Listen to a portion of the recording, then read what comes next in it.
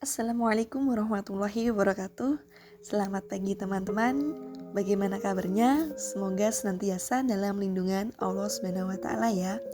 Baik, pada pertemuan kali ini saya Wahyuni Minatul Zahroh NIM 1808076018 akan menjelaskan tentang tata nama dan struktur molekul senyawa golongan alkena.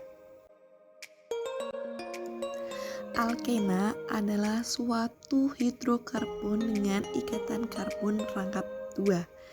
Nah, alkena kadang-kadang disebut sebagai olefin. Istilah tersebut berasal dari gas olefian yang berarti gas pembentuk minyak. Selanjutnya, alkena terdiri dari dua ikatan, yaitu ikatan sigma yang sangat stabil dan ikatan pi yang kurang stabil. Kemudian rumus umum dari suatu alkena yaitu CnH2n. Nah, pada PPT tersebut bisa dilihat ya gambar contoh dari suatu alkena. Orbital dari ikatan rangkap alkena. Pada dasarnya, dalam sebuah struktur Lewis, ikatan rangkap suatu alkena diwakili oleh dua pasang elektron antara atom karbon. Nah, prinsip eksklusi Pauli memberitahu kita bahwa dua pasang elektron dapat masuk ke wilayah ruang antara inti karbon hanya jika masing-masing pasangan memiliki orbital molekulnya sendiri. Oleh karena itu, dalam etena masing-masing atom C-nya akan mengalami hibridisasi sp2. Selanjutnya, dalam etilena tersendiri itu setiap atom karbon akan terikat pada 3 atom lain, yaitu 1 atom karbon dan 2 hidrogen. Dan tidak ada elektron non pengikat. Bisa dilihat pada gambar mana gambar yang menunjukkan antara ikatan sigma dan ikatan P pada ikatan pi pada suatu etena.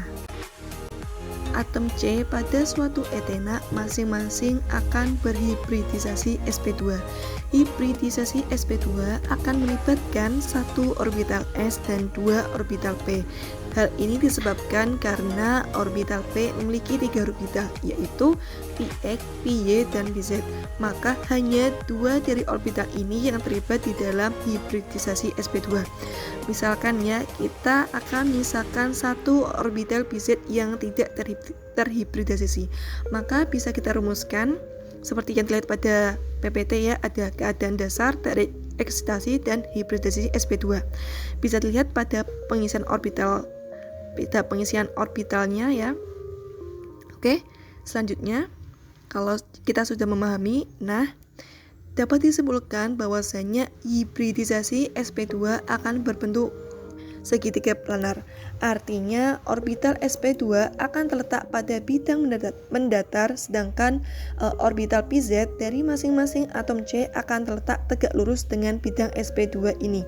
1 orbital sp2 dari atom C akan tumpang tindih atau end to end dari ujung ke ujung dengan 1 orbital sp2 dari atom C yang lain, sehingga akan membentuk suatu ikatan sigma. Sedangkan sisa orbital sp2 dari kedua atom C akan dipakai untuk tumpang tindih dengan orbital 1s dari atom hidrogen dan membentuk ikatan sigma. Seperti yang terlihat pada gambar pada slide berikutnya ya. Berdasarkan gambar tersebut, dapat diperhatikan bahwasanya akan terdapat 1 orbital pz dari masing-masing atom C yang berisi masing-masing 1 elektron dan posisinya tegak lurus dengan bidang sp2. Nah, elektron tersebut itu bisa dipakai untuk berikatan guna membentuk ikatan kovalen. Selanjutnya, ikatan pi dapat terbentuk jika orbital pz dari kedua atom C saling tumpang tindih side by side atau dari sisi ke sisi, maka terbentuklah ikatan pi, di mana konsentrasi elektron terletak di antara dua atom C yang berikatan. Nah, ikatan pi yang terbentuk dapat dibayangkan seperti bulan sabit, di mana kedua ujungnya berada di atom C. Seperti yang terlihat pada gambar yang ada di PPT, bahwasanya ikatan pi diberi warna biru. Oke, buat proses pembentukan ikatan P, yang pertama itu diawali dengan tumbang tindih side by side orbital pz untuk membentuk ikatan pi pada etena. Bisa dilihat pada gambar ya. Oke, selanjutnya kita pahami proses tumbang tindih orbital pz untuk membentuk ikatan pi pada suatu etena, sehingga dapat membentuk suatu ikatan pi. Oke, kalau sudah, dapat kita simpulkan bahwasanya etena akan memiliki satu ikatan sigma dan satu ikatan pi. Oleh karena itu, etena memiliki ikatan rangkap yang berjumlah 2. Tata nama alkena. Alkena yang sederhana diberi nama seperti alkana, yaitu menggunakan nama dari rantai terpanjang yang memiliki ikatan rangkap 2. Dan namanya akan berubah kalau alkana akhirnya ana, kalau alkena akhirnya berubah menjadi ena. Misalnya etana menjadi etena, propana menjadi propena, dan sikloheksana menjadi sikloheksana. Seperti contoh pada gambar yang ada di PPT, yaitu tentang struktur dari alkena, yaitu ada etena, propena, dan sikloheksana. Kemudian, apabila rantai tersebut mengandung lebih dari 3 atom karbon, maka gunakan nomor untuk memberikan lokasi dari ikatan rangkap. Nah, kemudian rantai diberi nomor mulai dari ujung yang paling dekat dengan ikatan rangkap, dan ikatan rangkap diberi jumlah atom karbon ikatan rangkap yang lebih rendah. Misalnya seperti pada gambar, sikloalkena diasumsikan memiliki ikatan rangkap pada posisi nomor 1, maka penomorannya yaitu menjadi 1 sikloheksana. Kemudian ada rantai butena, karena penomor rangkapnya ada di nomor 2, maka namanya menjadi 2 butena. Dan berlaku juga kepada 2 pentena seperti yang ada pada gambar. Selanjutnya, alkena yang mempunyai 2 ikatan rangkap maka disebut dengan diena, dan alkena yang mempunyai 3 ikatan rangkap disebut triena, serta alkena yang mempunyai 4 ikatan rangkap maka dinamakan tetraena. Nah, angka digunakan untuk menentukan lokasi dari ikatan rangkapnya. Misalnya di sini ada seperti yang ada pada PPT, yaitu ada 1,3 butadiena, dikarenakan ikatan rangkapnya berada pada penomoran nomor 1 dan 3. Kenapa diena? Karena dia mempunyai 2 ikatan rangkap. Kemudian ada 1,35 triena. Kenapa dia triena? Karena dia mempunyai 3 ikatan rangkap, dan 3 ikatan rangkap tersebut terdapat pada penomoran yaitu 1, 3, dan 5. Begitupun pada sikloalkena seperti yang ada pada gambar, yaitu ada 1,3, 5,7 siklookta tetraena.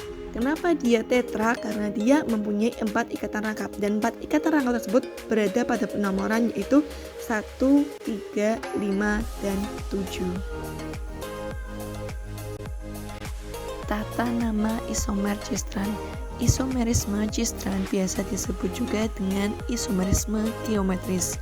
Ikatan rangkap yang menimbulkan suatu stereoisomer cistran disebut dengan stereogenik. Nah, hal tersebut dikarenakan jika 2 dari kelompok yang sama atau biasa kita ibaratkan itu hidrogen terikat pada suatu karbon sisi yang sama dari ikatan rangkap alkena, maka disebut dengan isomer cis atau yang saling berhadapan. Kemudian jika kelompok yang sama berada di sisi berlawanan dari suatu ikatan rangkap alkena, itu dinamakan dengan trans. Seperti contoh yang ada di gambar, yaitu ada cis 2 pentena dan trans 2 pentena, di mana cis ada atom yang saling berhadapan, sedangkan trans adalah yang saling berlawanan. Tata nama E dan Z. Tata nama E dan Z pertama kali dikemukakan oleh seorang ilmuwan yang bernama Chan Ingol Berlok. Nah, menurutnya jika kedua atom prioritas pertama berhadapan pada sisi yang sama dari ikatan rangkap, maka akan memiliki isomer Z. Isomer Z merupakan bahasa dari Jerman yang artinya zusammen atau bersama. Kemudian jika kedua atom prioritas pertama berada pada sisi yang berlawanan pada ikatan rangkap, maka akan memiliki isomer E, yaitu entgegen, artinya berseberangan. Nah, penentuan dari tata nama E dan Z kita harus dapat merumuskannya, yaitu dapat kita rumuskan dengan B1K1C sama dengan CK2B2. B merupakan gugus besar atau prioritas tinggi, sedangkan K adalah gugus kecil atau prioritas kecil yang menempel pada suatu ikatan karbon. Seperti yang ada pada slide, dapat kita rumuskan bahwasanya kalau E dia itu saling berlawanan. Nah, kalau dia itu Z saling berhadapan, kayak gitu. Berdasarkan hal tersebut, dapat kita rumuskan bahwasanya untuk aturan deret untuk urutan prioritas tata nama E dan Z, yang pertama, atom dengan nomor atom lebih tinggi akan memiliki prioritas yang lebih tinggi.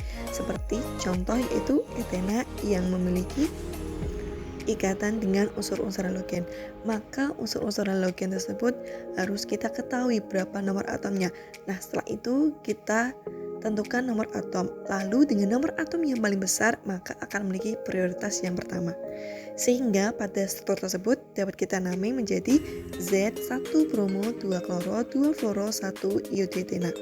Kemudian yang kedua yaitu jika isotop, maka isotop dengan nomor massa yang lebih tinggi akan memiliki prioritas yang lebih tinggi pula. Kemudian yang ketiga, jika kedua suatu atom itu identik, maka nomor atom dari atom berikutnya yang menentukan prioritas dan begitu seterusnya. Sehingga pada slide tersebut struktur pada nomor 3 dapat kita namai menjadi Z3 metil 2 pentena. Pentingnya komersial alkena. Yang pertama ada etilena. Etilena adalah senyawa organik yang dihasilkan dalam volume terbesar, sekitar 300 miliar pound sterling per tahun. Etilena tersendiri itu berfungsi sebagai hormon tanaman yang mempercepat tumbuhnya buah. Misalnya itu ada tomat jika dipanen dan kirim selagi berwarna hijau, kemudian diberikan etilena agar tomat tersebut kemudian menjadi matang dan menjadi merah persis sebelum ditaruh pada etalase.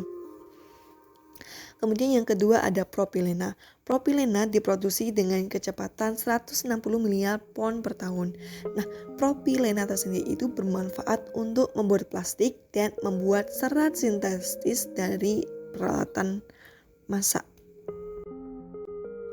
Kemudian yang ketiga dari pentingnya komersial alkena yaitu ada vinyl klorida. Vinyl klorida adalah suatu gas yang memiliki bau manis dan sekitar 13 juta kilogram vinyl klorida itu diproduksi setiap tahunnya. Nah, dalam sejumlah kecil, vinyl klorida dimanfaatkan untuk bahan pelapis furnitur dan mobil, penutup dinding, serta peralatan rumah tangga. Kemudian ada butadiena. Butadiena merupakan senyawa industri penting yang digunakan dalam produksi karet sintesis.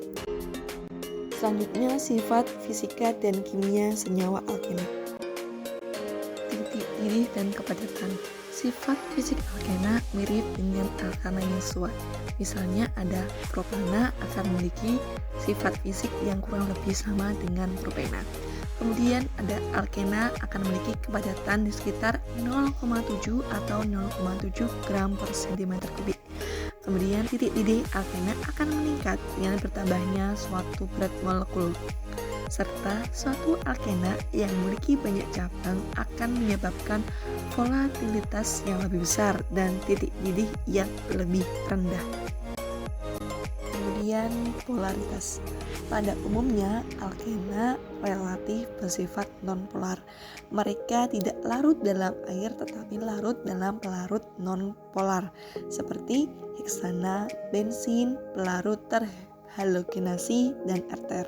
Kemudian alkena akan cenderung sedikit lebih polar daripada alkana karena dua alasan. Yang pertama, elektronnya lebih lemah dalam ikatan pi dan ikatan finilik cenderung sedikit polar. Serta pada alkena isomercis, titik didihnya akan memiliki titik didih yang lebih tinggi daripada isomer trans. Selanjutnya, untuk nilai titik didih pada suatu alkana dapat kita lihat pada tabel yang ada di slide PPT ya. Demikian yang dapat saya sampaikan. Apabila terdapat banyak salah kata dalam pengucapan, saya mohon maaf yang sebesar-besarnya. Semoga teman-teman dapat mengambil manfaat berdasarkan penjelasan yang telah saya sampaikan ya. Kurang lebihnya saya mohon maaf. Assalamualaikum warahmatullahi wabarakatuh.